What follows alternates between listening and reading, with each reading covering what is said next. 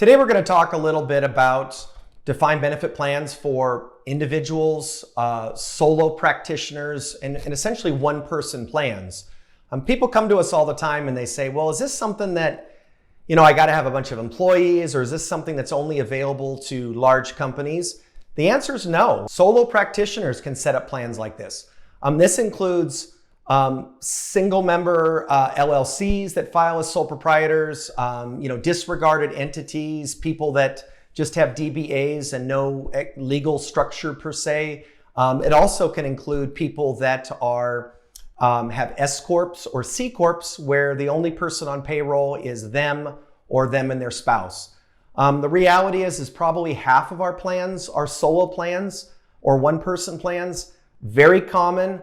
A lot of our clients are physicians, IT consultants, things like this. So it's not uncommon for them to have contracts with hospitals or other arrangements with other IT groups where they've got, where they've got a plan in place and it's just them. Maybe they've got some independent contractors, or maybe they've got a couple part-time employees, including children or whatnot, that just don't meet the eligibility thresholds.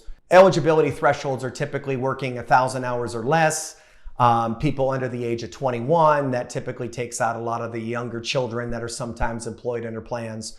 So, very good options for a lot of solo practitioners to consider these plans. And it does make the contribution amounts a little bit easier.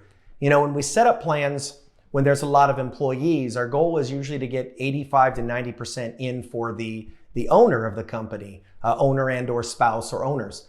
And so, usually we can do that, especially if it's a dental office or, maybe a small, family practitioner, medical office or something like this. Typically we can do that. But, if you get 5 to 10 employees, it's going to make that a little bit more challenging. And those plans are going to make a little bit more sense for someone who is, maybe in a very high tax bracket, very high income thresholds. So these plans, again, work phenomenal for one person or solo plans. You get the ability, if you're a W-2, to make sure that you've got a reasonable compensation on your salary. We will typically base the contribution to the plan on that salary itself. But because it's just you and there's no employees, you have a lot of ability to pull in prior service or to structure these plans so that you can substantially front end the plan. So you can get very large contributions in and you don't have to worry about any of the non-discrimination testing.